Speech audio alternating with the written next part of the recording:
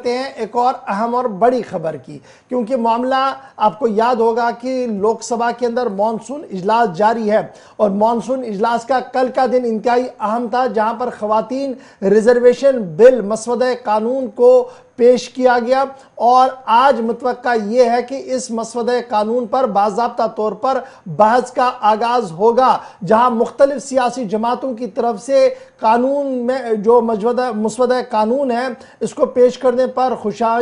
खुशाइंद करार दिया है। वहीं पर 33% रिजर्वेशन का मामला जो मुख्तलिफ रियासतों की असम्बलियों के लिए होगा, लोकसभा के लिए होगा, जिसे मुतारफ कराया गया, उस पर बाज़ाब्ता तौर पर बहस का आगाज आज किया जाएगा। और आज खवातीन रिजर्वेशन बिल की जहां तक हम बात करें, रिजर्वेशन बिल में लोकसभा में बहस का आगाज निर्मला सीतारमण और स्मृति ईरानी करेंगी। वहीं पर सोनिया गांधी कांग्रेस की तरफ से कमान संभालते हुए नजर आएंगी। वुमेन रिजर्वेशन बिल का मसवदा कानून कल वजीर कानून की तरफ से पेश कर दिया गया और उसके फौरन बाद नोकझोंक और बयानबाजियों का सिलसिला भी सामने रखा गया। अगर यह मसवदा कानून आज लोकसभा के अंदर पास होता है और उसके बाद राज्यसभा से भी मंजूरी मिलती है, लेकिन इसका इतलाक 2024 के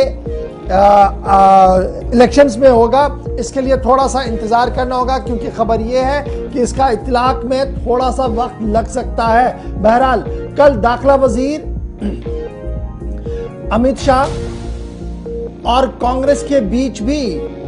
तू मैं हुआ ऐवान के अंदर, बयानबाजियां हुई ऐवान के अंदर। सोनिया गांधी की तरफ से कहा गया कि कांग्रेस का मसवदा कानून है, मसवदा बिल है जो उनकी तरफ से पेश किया गया, जबकि भारतीय जनता पार्टी की तरफ से कहा गया कि कानून ही नया है, नए अंदाज में लाया गया ताकि हर एक को साथ लिया जाए। इस बीच बसपा भारतीय बहुजन समाज पार्टी भी मैदान में आई, जिन्होंने खवातीन रिजर्वेशन बिल की हिमायत का ऐलान कर दिया है। आज का दिन इंतहाई अहम, क्योंकि आज मुख्तलिफ खवातीन लीडर जिनमें निर्मला सीतारमण, स्मृति ईरानी भारतीय जनता पार्टी की तरफ से कमान संभालेंगे। वहीं पर कांग्रेस की तरफ से आज खुद सोनिया गांधी मैदान में उतरती हुई नजर आएंगी और इस बिल पर वो अपनी बात रखेंगी। इधर दीगर सियासी जमातों की तरफ से भी मेंबरान का तयन कर दिया गया है और माना जा रहा है कि आज शाम तक इस बिल को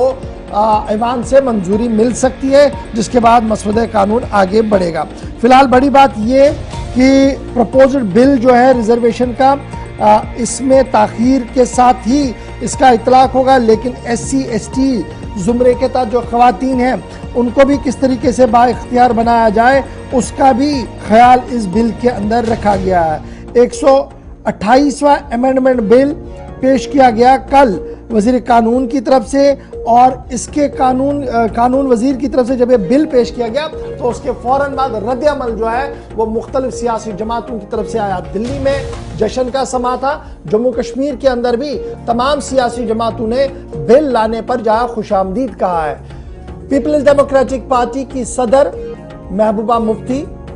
नेशनल कॉन्फ्रेंस के उमर अब्दुल्ला समेत उनकी खवातीन विंग की सरबराह शमीमा फिरदौस,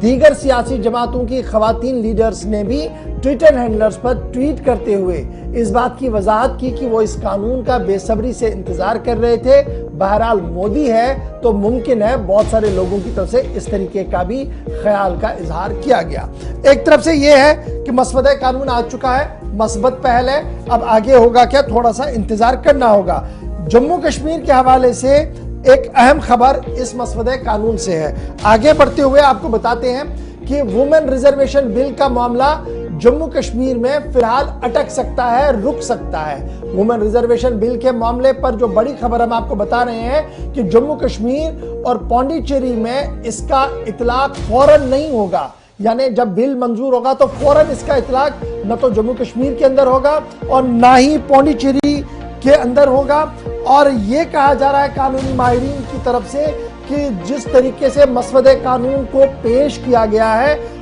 उसमें इन दो यूनियन टेरिटरीज के अंदर इसका इतलाक बैक वक्त होगा, शायद ये मुमकिन नहीं है। और जम्मू कश्मीर के जाविये से माहिरीन कानून का मानना है कि जो कानून है जिसके तहत जम्मू कश्मीर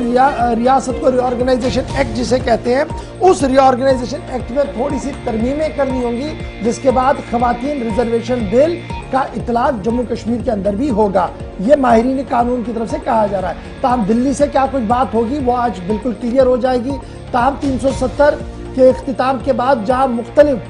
मरकजी कानूनों का इतलाक जम्मू कश्मीर के अंदर हो रहा है, वहीं पर वुमेन रिजर्वेशन बिल बैक वक्त जम्मू के अंदर नाफिज नहीं होगी। माहिरीन कानून की तरफ से राय सामने रखी जा रही है और माहिरीन कानून का यह मानना है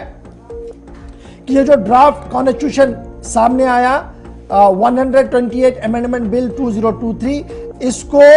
आर्टिकल 239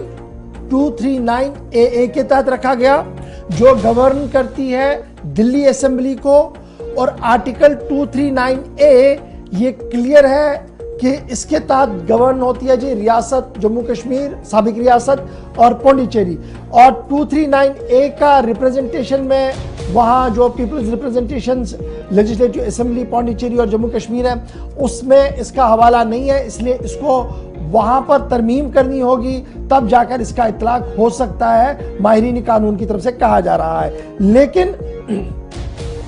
कुल मिलाकर 3 यूनियन टेरिटरियां ऐसी होंगी, दिल्ली, जम्मू कश्मीर, पौंडीचेरी, जिनके पास अपनी लेजिस्लेटिव असेंबलियां हैं। और यही वजह है कि जब अपनी लेजिस्लेटिव असेंबलियां हैं तो वहां पर इस मसवदे कानून को जिस तरीके से नाफिज करना है तो वहां की रिऑर्गेनाइजेशन एक्ट के अंदर भी हल्की सी तरमीमें करनी होंगी, जिसके बाद यह मामला आगे आ सकता है। लीगल एक्सपर्ट्स का मानना है कि रिऑर्गेनाइजेशन एक्ट जो यूनियन टेरिटरी का है 1963 से लेकर 2011 तक का, जो वक्तन फवक्तन चेंज भी हुए हैं, उसमें 33% रिजर्वेशन खवातीन के लिए जम्मू कश्मीर और पौंडीचेरी में रखने के लिए एक्ट के अंदर तरमीम बहुत ज़्यादा ज़रूरी है। तो एक तरफ से बराह रास्त कानून का इतलाक हो रहा है, दूसरी तरफ से रिजर्वेशन का कानून अगर दिल्ली में पास होता है, माहिरीन कानून का मानना है कि थोड़ी सी मशक्क़त और जम्मू कश्मीर इंतज़ामिया और दिल्ली की मरकजी वज़ारत दाखिला को करनी होगी, जिसके बाद इसका इतलाक जम्मू कश्मीर के अंदर भी दिखेगा।